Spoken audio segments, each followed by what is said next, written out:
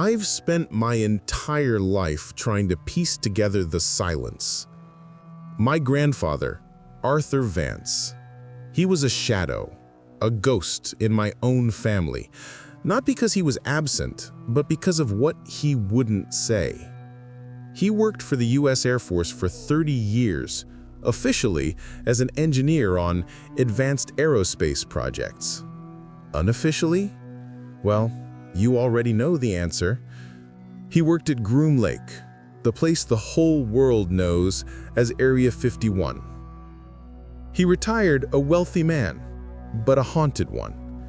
He moved to a small, isolated cabin in the Nevada desert, not far from the base, almost like he was waiting for something to catch up with him.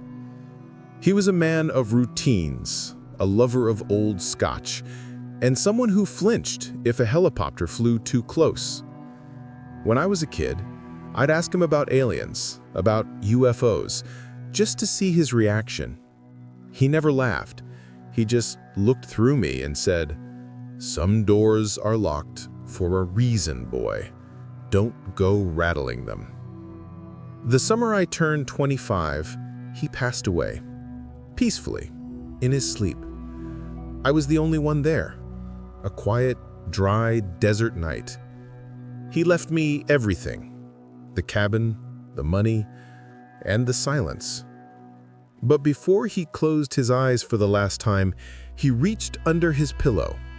His hand, thin and papery, trembled as he handed me a small metal lockbox. It was old, heavy, and smelled faintly of machine oil and ozone. "Listen to me, boy," he whispered, his voice barely a rasp. "This box, it's your inheritance, but you must swear to me, never, ever open it inside a city limit. Go out to the Mojave or the Red Rock Canyon, somewhere the sky is wide and the signal is weak." He squeezed my hand, his eyes burning with a fear I'd never seen before. "If you open this where they can hear it, they won't just take the box.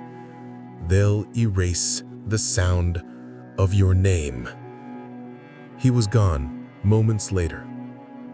For 3 weeks, the lockbox sat in my apartment closet in Las Vegas, a constant, terrifying presence.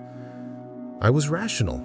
I told myself it was the ramblings of an old man with dementia, a joke. But the weight of the box, the way it hummed faintly when I held it, it kept me awake. The silence of my grandfather became a deafening roar. Finally, I couldn't take it anymore. I drove east out of the city, past the last neon signs, past the lonely truck stops, until I was deep into the deserted, desolate landscape of the Nevada test site. I pulled over on a cracked asphalt road, the only light, the distant, cold white moon. I took the lockbox out of the trunk. There was a small, almost invisible keyhole, and there, dangling from the key ring he'd given me, was the small, silver key. My hand was shaking so badly, I almost dropped it in the sand. I inserted the key, turned it once, and the lock sprung open with a soft, metallic click. Inside, there was no gold, no jewelry, no will. Just 3 things, nestled in black velvet. A stack of unmarked old-school cassette tapes, a battered leather-bound journal, and a single opaque, smooth stone that felt strangely warm to the touch. My inheritance, the whispers of Area 51, were about to begin. I picked up the first tape. It was labeled simply 1947, The Crash. The silence of the desert night pressed in around me as I held that first cassette. 1947, The Crash. The label, simple as it was, sent a shiver down my spine that had nothing to do with the cool night air. I fumbled for my old, portable cassette player, a relic from my own childhood, surprisingly still working. It felt almost deliberate, the universe conspiring to make me use this antique technology for an antique secret. I pressed play. The familiar hiss of magnetic tape filled the air, then a pause, a cough, and finally, my grandfather's voice. Older, raspy, but unmistakable. "If you're hearing this, boy," his voice began, a low rumble that seemed to vibrate through the very air of the desert, "then I'm gone, and you've done what I asked. You're out of the city.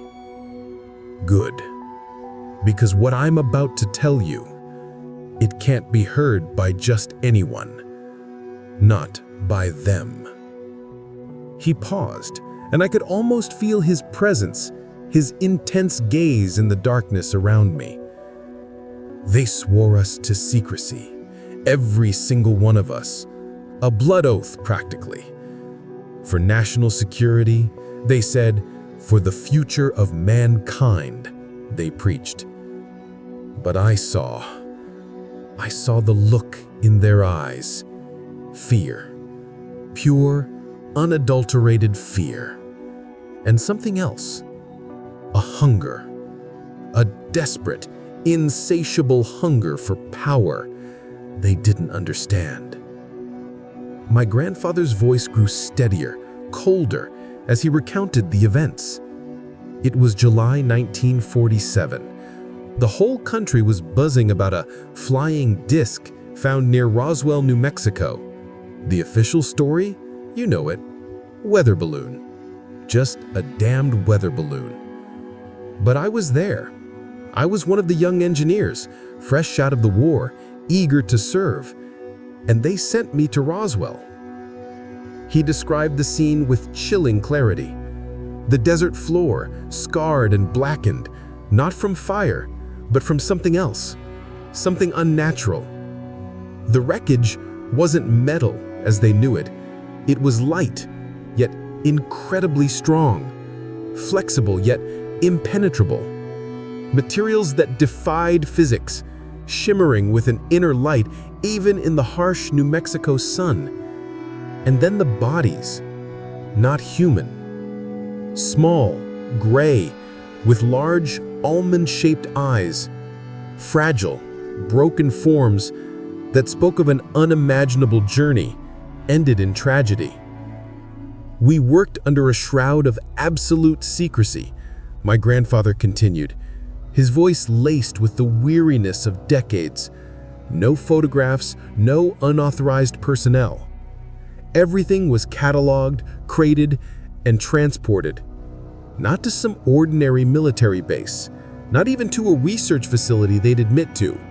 No, it all went to a remote, desolate patch of desert in southern Nevada. A place that didn't exist on any map. A place we would later call Groom Lake, or as the world now knows it, Area 51. He talked about the sheer scale of the operation. Convoys moving under the darkest nights, cloaked by an unprecedented storm of disinformation. Scientists, engineers, military personnel, all converging on this barren land, fueled by a mixture of awe and terror. He himself was assigned to the transport team. He saw the crates. He felt the strange energy radiating from them, even through the thick metal. And he even caught a glimpse of one of the surviving pieces of debris. A triangular panel, completely smooth, but impossibly thin, which seemed to absorb the light rather than reflect it.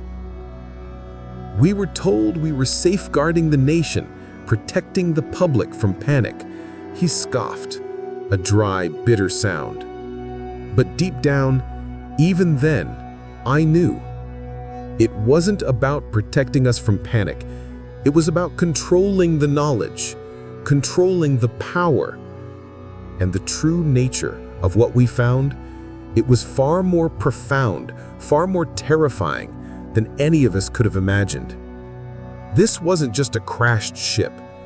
This was a message they were determined to keep hidden. The tape ended with a soft click and the returning hiss of the desert night. I sat there, the cassette player heavy in my hands, my mind reeling. My grandfather, the quiet engineer, wasn't just a witness. He was a participant. And the story of Roswell wasn't a hoax. It was the foundation of a secret that defined his entire life. And now, it was defining mine. The whispers were just beginning. The second tape was labeled The Room. Just 2 words, but they hung in the air like a heavy curtain, promising something truly profound. I pressed play, the desert wind a low, mournful accompaniment to the whirring of the tape. My grandfather's voice returned, a little more strained now, carrying the weight of the years he'd spent guarding these secrets. After Roswell, he began, his words slow and deliberate. The focus shifted entirely to Groom Lake. It wasn't just a transport hub. It became the ultimate black site, a fortress built to contain not just the physical evidence of the crash, but the very concept of its existence. My role evolved. I was no longer just moving crates. I was part of a select team tasked with understanding what we had found. He described the construction of specialized facilities deep underground at Area 51. Not just bunkers, but vast, sprawling complexes dug into the earth, designed to withstand unimaginable forces. And at the heart of it all, the room. A chamber unlike any other, shielded by layers of exotic materials, humming with a low, almost imperceptible energy. Inside the room, he continued, his voice dropping to a near whisper, was the main section of the craft, not intact, not completely, but enough. A central console, parts of the propulsion system, and fragments of the outer hull. It looked like nothing on Earth, smooth, seamless, as if grown rather than manufactured. There were no rivets, no welds, no visible means of assembly. It was a single, coherent entity. My grandfather detailed the futile attempts to reverse engineer the technology. Teams of the brightest minds, physicists, engineers, material scientists, all baffled. They couldn't cut it, couldn't melt it, couldn't even scratch it. Tools would shatter or melt on contact. When they tried to apply extreme pressure, the material would simply absorb it, becoming denser, stronger. It defied every known law of thermodynamics, electromagnetism, and quantum mechanics. We tried everything, he sighed, the sound echoing the frustration of decades. We pored over the schematics, if you could even call them that, symbols, glyphs that pulsed with a faint internal light when activated. They weren't a language we understood, but a kind of biological interface. When certain individuals, those with particular neurological signatures, touched them, the symbols would react. We called them sensitives. They were the only ones who could even begin to interact with the console. He spoke of the immense power they sensed within the craft, not just power for propulsion, but power to manipulate space-time, to generate energy from nothing, to perhaps even influence thought. He described one instance where a lead scientist, Dr. Elias Thorne, tried to force a connection with the main console. A brilliant but arrogant man. The machine, my grandfather claimed, responded, not with destruction, but with information. A flood of images, concepts, and alien logic that overwhelmed Thorne's mind, leaving him catatonic for weeks. He never fully recovered. That's when I knew, my grandfather stated, his voice now devoid of any lingering doubt. This wasn't just about reverse engineering. That was the lie they told us, the convenient cover. They weren't trying to understand it, to replicate it. They were trying to control it, to weaponize it, to harness a power that was clearly not meant for mortal hands. He painted a picture of the military generals and shadowy government officials, their eyes alight with dangerous ambition. They saw not a tragedy, not a message from the stars, but a conquest, a decisive advantage in the Cold War, a way to dominate the globe. The initial awe had curdled into a cold, clinical obsession. They brought in different teams that didn't care about the science, only the destructive potential. They tried to bypass the biological interfaces, to force the systems. They caused blackouts across the base, strange energy fluctuations that made the very air crackle. We were playing with fire, boy, and we had no idea what we were about to burn. The tape clicked off, leaving me once again in the oppressive silence of the desert. The weather balloon story, the reverse engineering myth, it was all a smokescreen. My grandfather's words painted a much darker, much more dangerous picture. A picture of humanity's hubris clashing with an intelligence so profound, so alien, that our only response was to try and weaponize it. And somewhere deep beneath the Nevada desert, those secrets still hummed. The desert night had grown colder, the stars above a vast, indifferent tapestry. I pressed play on the third tape, my hands almost numb with anticipation. The label simply read, "The Guest," a single word, carrying a weight that felt heavier than anything I had encountered so far. My grandfather's voice, when it came, was different. It was strained, tinged with a raw vulnerability I hadn't heard before. This wasn't about technology or conspiracies anymore. This was personal.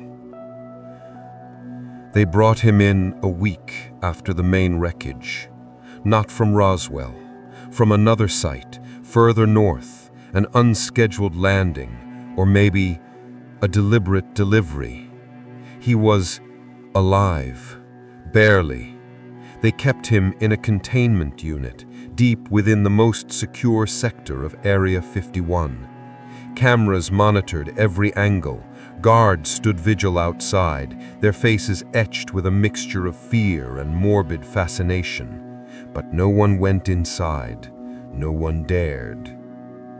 I was part of the engineering team responsible for maintaining the environmental controls, my grandfather explained, his voice catching. It was routine, boring work, until an anomaly. A power surge, a cascading failure in the primary environmental system. Alarms blared, panic set in.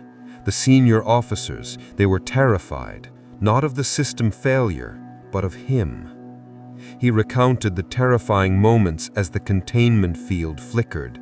The creature inside, which they had come to refer to simply as the guest, began to stir. My grandfather, being one of the few with access codes and the technical knowledge, was ordered to manually override the system. He was given a suit, a sterile hazmat-like outfit, and pushed toward the inner door. The air in that corridor was thick with dread, he whispered, each word a struggle. My heart was hammering against my ribs like a trapped bird. I knew what was in there.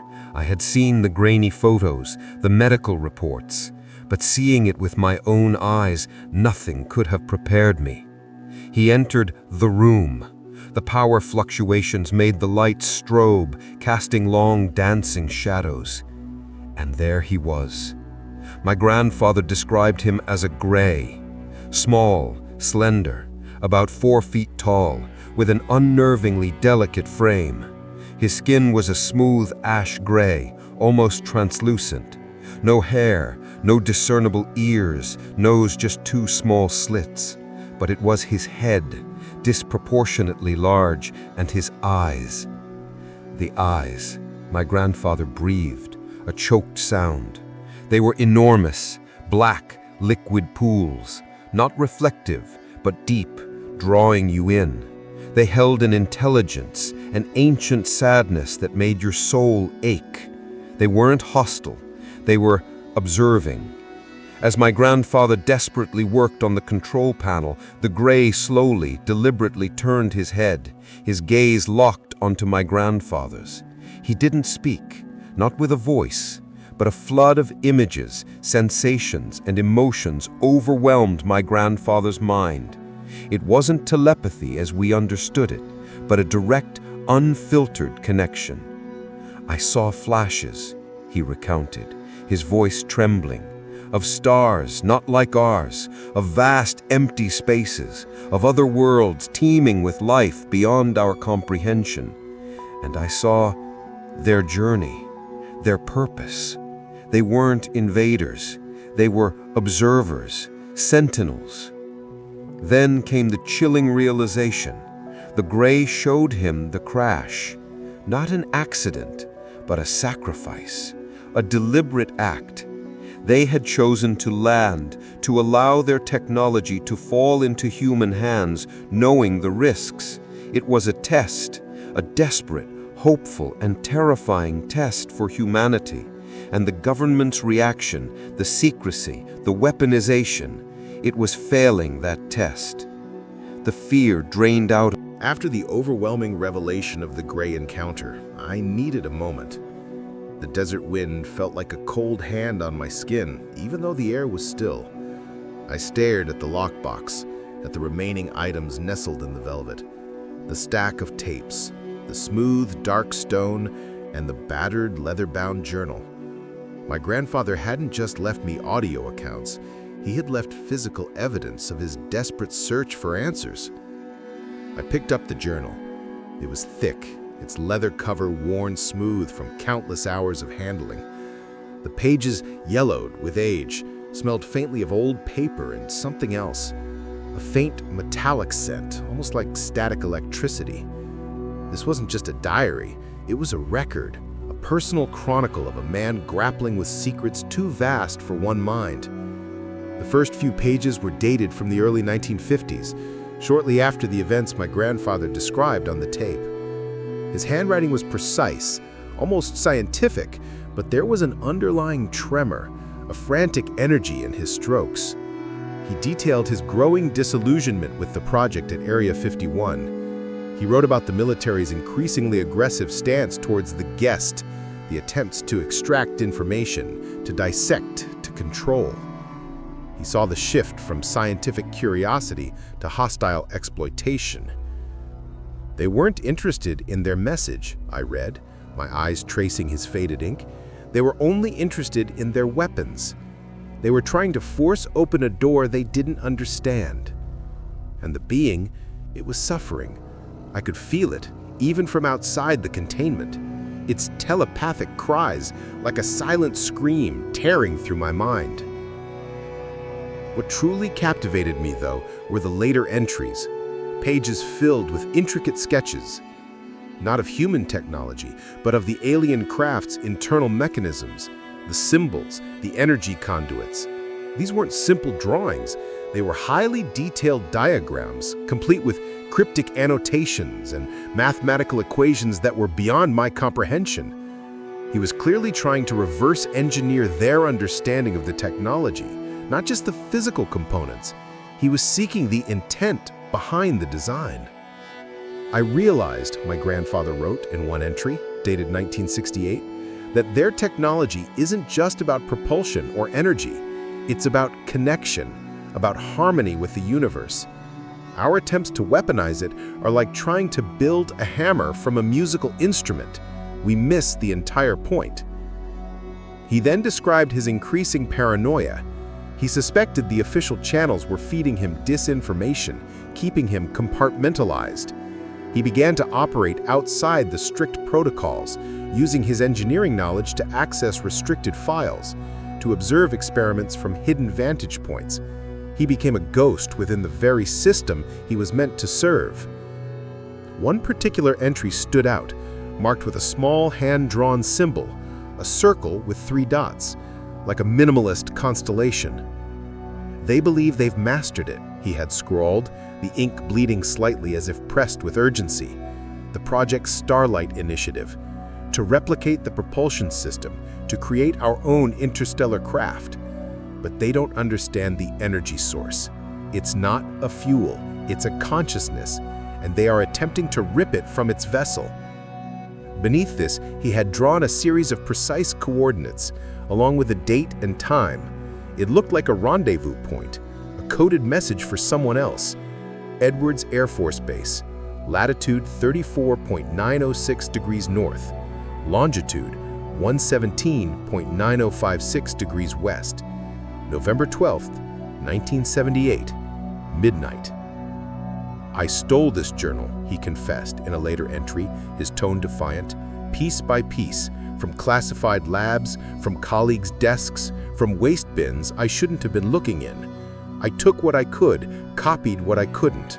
I couldn't let their true meaning be lost to military ambition. The Greys, they didn't crash. They sacrificed themselves, not for us to steal their power, but for us to learn." The journal chronicled his growing belief that the aliens weren't just passively observing. They had a purpose, a message for humanity, which the government was actively suppressing. He became convinced that the crash was a desperate attempt to initiate contact, a final warning before humanity reached a point of no return with its own destructive tendencies. The technology itself was an invitation, a tool for growth, not a weapon.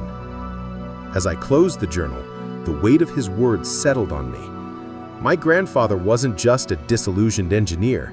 He was a silent rebel, a man who had risked everything to preserve a truth he believed was vital for humanity's future. And now, he had passed that burden and that specific coordinate onto me. The Mojave Desert suddenly felt even more vast, even more secretive, holding not just my grandfather's past, but a potential rendezvous with a hidden legacy. The coordinates burned in my mind. Edwards Air Force Base, latitude 34.9086 degrees north, longitude 117.9056 degrees west, November 12th, 1978, midnight. The date itself was decades in the past, but the precision, the urgency in my grandfather's handwriting told me this wasn't just a historical note.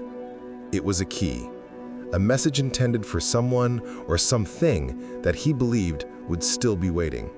Or perhaps it was a test for me. For days, I researched Edwards Air Force Base, a massive, sprawling complex in the Mojave Desert known for its experimental aircraft and classified projects. The perfect place for a secret meeting hidden in plain sight. My grandfather, ever the engineer, would have chosen a location known for its unusual aerial activity to mask any true anomaly. I studied satellite maps, old aerial photographs, looking for anything that matched the subtle clues in his journal. A specific rock formation, an abandoned access road, a disused runway. The coordinates led to a remote, rarely patrolled section of the base's vast perimeter, far from any active runways or hangars. It was a desolate expanse of scrub brush and cracked earth, silent, save for the wind. The decision was clear. I had to go. Not to the exact date, of course, but to the location. To stand where my grandfather had once stood, perhaps waiting, perhaps meeting. What if the meeting wasn't time-sensitive, but location-sensitive? What if the message was meant to be discovered not at that specific moment in 1978, but whenever someone found the journal? It felt like a long shot, a desperate hope, but after all I'd uncovered, I couldn't ignore it. I packed light. Water, a flashlight, my grandfather's lockbox, still containing the remaining tapes and that mysterious stone. And, of course, the journal. I felt a strange mixture of excitement and dread. This wasn't a game. My grandfather's warnings about them felt more real with every passing mile. The drive was long, a monotonous stretch of highway cutting through the California desert. The sun beat down relentlessly, making the asphalt shimmer. As I got closer to Edwards, the landscape changed. Fences appeared, tall and ominous, topped with razor wire. Warning signs, stark and unyielding, dotted the roadside. Restricted area, use of deadly force authorized. I found a turnoff my grandfather had subtly marked in the journal. A barely visible dirt track leading away from the main road, disguised by a cluster of scraggly Joshua trees. I drove for miles, the dust plume rising behind me like a ghostly tail, until the main road was a distant shimmer. The only sound was the crunch of tires on gravel and the pounding of my own heart. I stopped the car at the coordinates, as close as the terrain would allow. The sun was beginning to dip below the horizon, painting the sky in fiery oranges and deep purples. The exact spot was marked by a small, unassuming cairn of rocks, almost swallowed by the desert floor. My grandfather's handiwork, no doubt. I got out of the car, the desert air instantly cooling. A profound silence fell, broken only by the distant hum of what sounded like high-altitude jets, invisible against the darkening sky. I stood there, at the precise point, trying to imagine my grandfather in this very spot, decades ago. What had he seen? Who had he met? As the last sliver of sun vanished and the stars began to pepper the sky, I noticed something else. A subtle, almost imperceptible shift in the air. Not a breeze, but a presence. A feeling of being watched. Not by military patrols. This felt different. Primal. Ancient. My eyes scanned the horizon, the vast, empty expanse of the desert. The shadows lengthened, swallowing the familiar shapes of the scrub and rocks. I felt a prickle of unease, a tightening in my chest. Was I alone? Or was whatever my grandfather had come here to meet still out there, waiting? The only sound now was the rapid pulse in my ears. I knew I wasn't just observing history, I was stepping into it. And whatever secret my grandfather had guarded, it felt like it was finally about to step out of the shadows. The moment the last light of dusk faded, the desert air became palpably heavy. That feeling of being watched intensified, a chill that had nothing to do with the dropping temperature. It wasn't the distant hum of jets anymore. It was a silent, suffocating awareness that I was not alone. My grandfather's warning echoed in my mind. If you open this where they can hear it, they won't just take the box, they'll erase the sound of your name. Had I already been heard? I tried to rationalize it.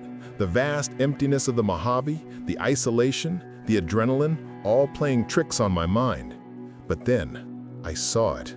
A glint, very faint, almost imperceptible from a ridge about a mile to the east. A brief flash, like light reflecting off a lens. A pair of binoculars? A scope? My breath caught in my throat. I immediately ducked behind my car, my heart hammering against my ribs. My eyes darted around, searching the darkening landscape. Nothing. The ridge was silent, the desert seemingly empty once more. But the feeling of being targeted, observed, remained. This wasn't some random hiker. This was deliberate. This was them. My grandfather's journal had contained cryptic notes about shadow operatives and cleanup crews. Men who moved silently, leaving no trace. Men who enforced the secrecy of Area 51 far beyond its perimeter. He'd mentioned seeing unmarked vehicles, feeling cold stares. Now I was experiencing it firsthand. I waited, tense for what felt like an eternity. The stars came out, impossibly bright in the clear desert sky, but their beauty offered no comfort. Every rustle of dry brush, every distant coyote howl sent a jolt of fear through me. I considered leaving, fleeing, but something compelled me to stay.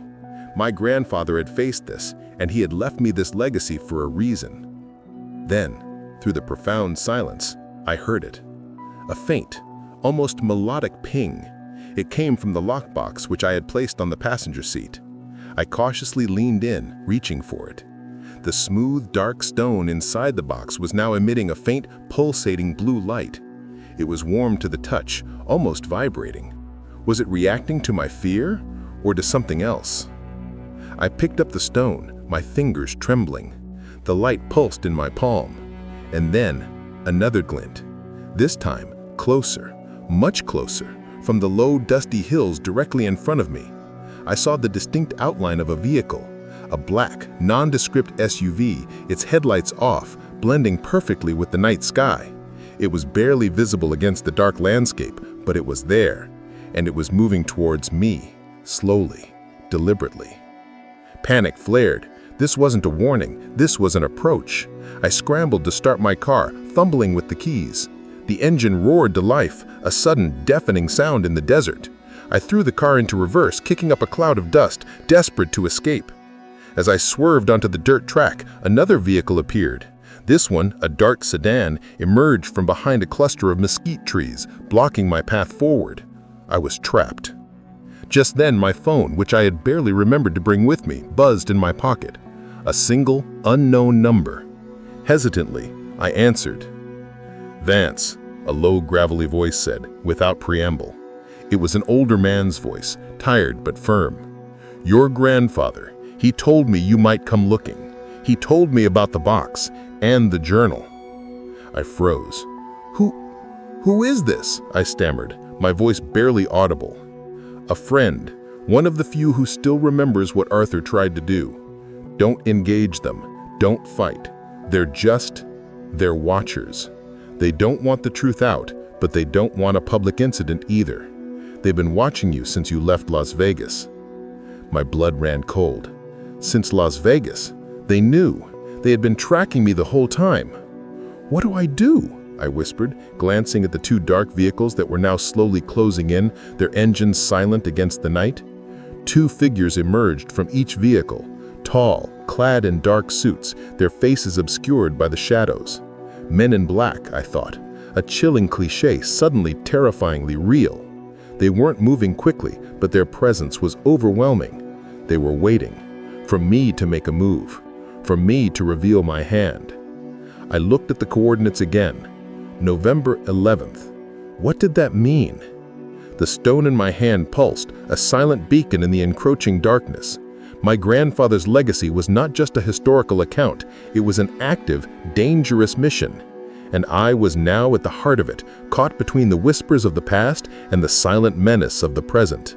The silence from the men in dark suits was more terrifying than any shouts. They stood, unmoving, their forms like statues carved from the night itself. Their stillness amplified the pounding of my heart. The only sound in my car was the faint, rhythmic thrum of the glowing stone in my palm. November 12th. The caller's words echoed. "Look at the month and day." What did it mean? My eyes darted to the lockbox, then to the journal. My grandfather never did anything without a reason. Every detail was meticulously planned, every word chosen. He wouldn't have given me a meaningless date. There had to be something, a connection. I frantically flipped through the journal, my fingers fumbling with the yellowed pages. I passed the diagrams, the angry notes, the coordinates, and then I found it. Tucked into the very last page, held in place by a faded paperclip, was a small folded piece of paper. It looked older than the journal itself, the edges soft and frayed. It was my grandfather's handwriting again, but this time it was written with a sense of urgency, almost desperation. It wasn't a message for me to read immediately. It was a contingency, a final instruction hidden until the right moment. If you are reading this, then they have found you. Do not fear them. They are merely pawns in a larger game. What they fear is disclosure. They fear the truth you carry. The Greys, they understood our weakness, our capacity for both great destruction and profound connection. Their crash was not a mistake, it was a catalyst, a gift, and a test. I swallowed hard, the words chilling me more than the desert air. A gift and a test.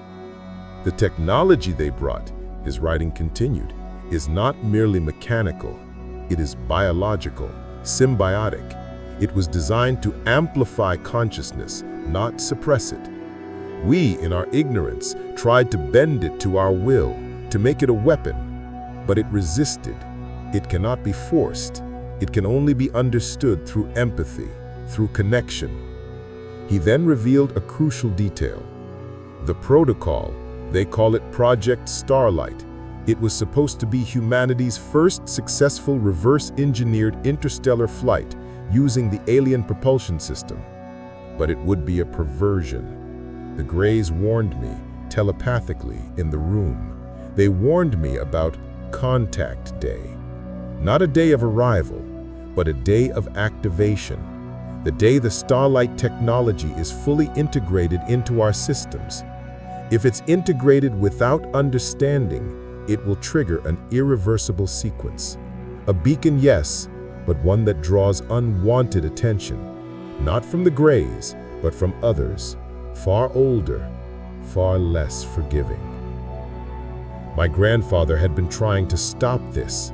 He had been a double agent of sorts, working within Area 51, gathering intelligence, trying to find a way to prevent this Contact Day from becoming a cosmic disaster. The date, his letter explained, November 12th, it is the celestial alignment, the day the Stargate, as they called it, becomes most receptive. It is their chosen window for silent communication, for sending a message of peace and understanding to those who listen. But our government plans to use this same window for Project Starlight, to broadcast a message of dominance. He then gave me a precise set of instructions. The stone, it is a communication device, a frequency amplifier. It won't work in a city where the interference is too strong. But here, in the desert, under the open sky, it will resonate. You must activate it at the precise moment of the alignment, midnight on November 12th, local time, relative to the chosen coordinate. My eyes widened.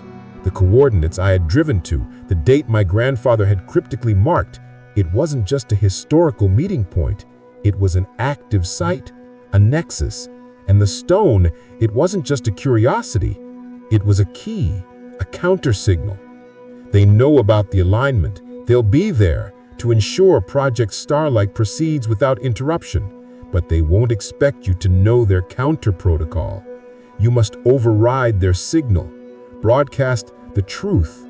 The Greys taught me their technology resonates with intent, not just power. Your intent must be peace, connection, not fear, not conquest. This is your mission, my boy, to send the true message. I looked up from the note. The men in dark suits hadn't moved. They were still waiting. Their silence, however, no longer felt threatening, but almost understanding. Another species is too much for most of us. But you are not most. You are my son. You are my grandson. The instructions in my grandfather's final note were clear, yet terrifying. Activate the stone at midnight, November 12th, at these coordinates. I checked my watch. It was nearing 11:55 p.m. The silent figures in dark suits were still 50 yards away, observing, waiting. But now, with the stone throbbing in my hand, I felt a new kind of calm, a dangerous, exhilarating resolve. My grandfather wasn't just working at Area 51, I muttered to myself, the words solidifying the truth. He was working against them. My grandfather wasn't just trying to stop a lie. He was trying to facilitate a genuine, peaceful contact.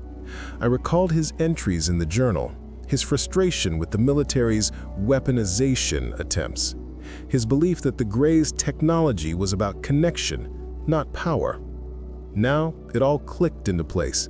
He hadn't just stolen documents, he had gathered the necessary components, the knowledge to understand and potentially redirect the alien technology.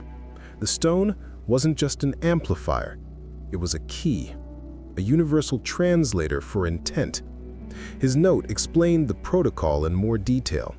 Project Starlight was designed to use the core of the Roswell craft's propulsion system, integrated with human technology, to send a powerful, far-reaching signal into deep space. The government's intended message was a declaration of human technological superiority, a claim of territory. A hostile broadcast, in essence.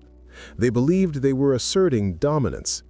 But the Greys, through my grandfather's telepathic encounter, had revealed the true nature of their tech. It responded not to brute force or electromagnetic pulses, but to a focused, pure intent. It could be modulated by consciousness.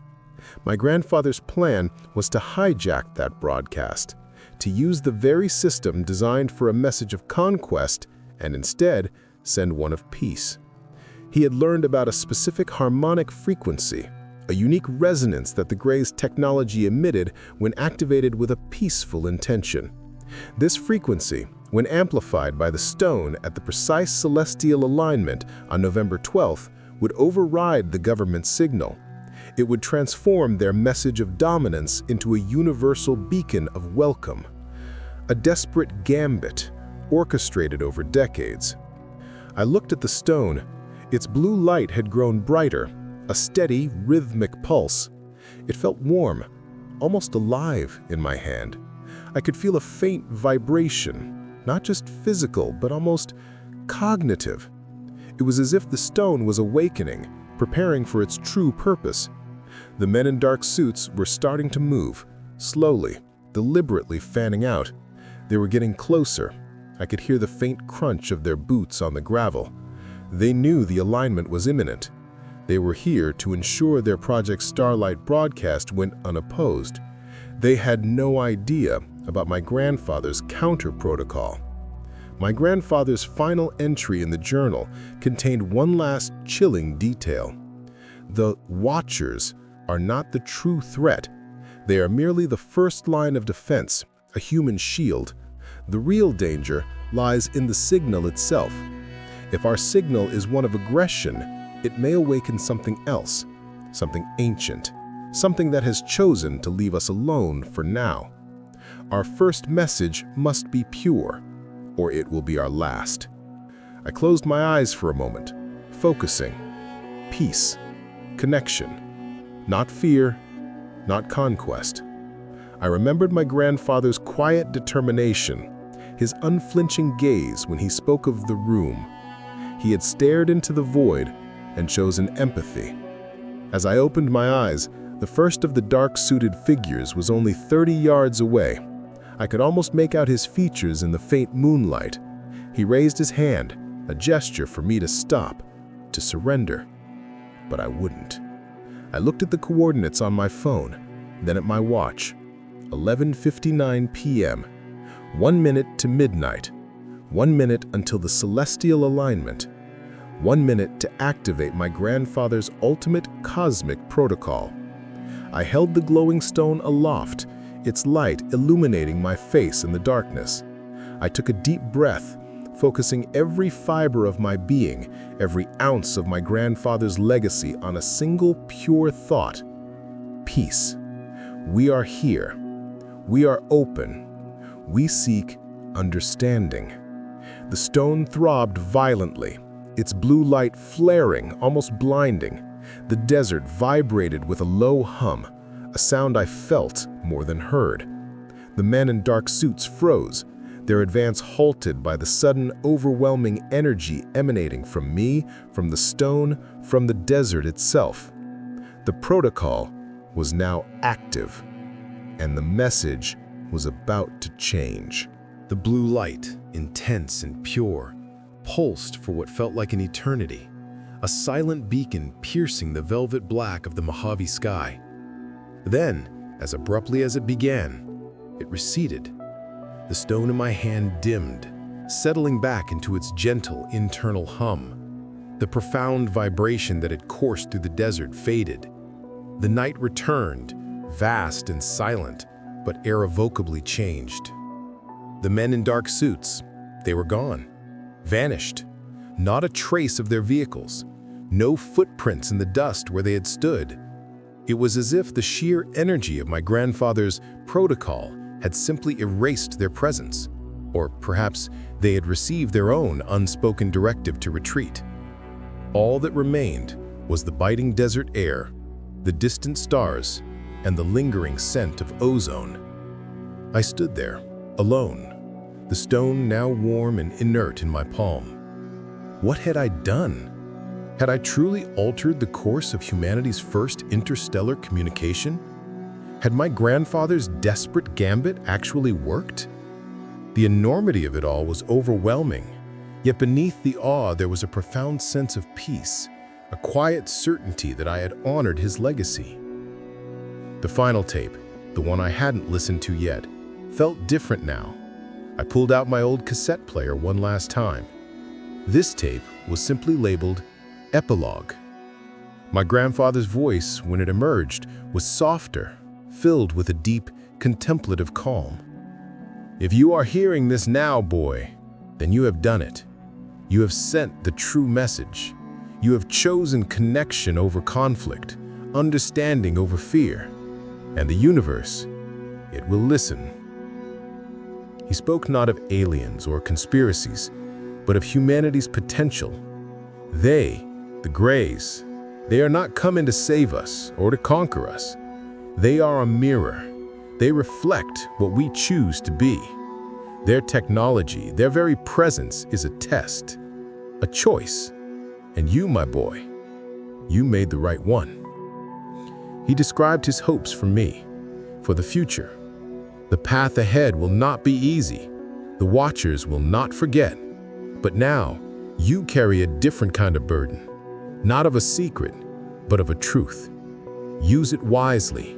Share it with those who are ready to hear. Plant the seeds of understanding. He paused, a long, reflective silence. I spent my life in the shadows, guarding a truth I couldn't speak. Now you stand in the light. This stone, this journal, they are not just relics.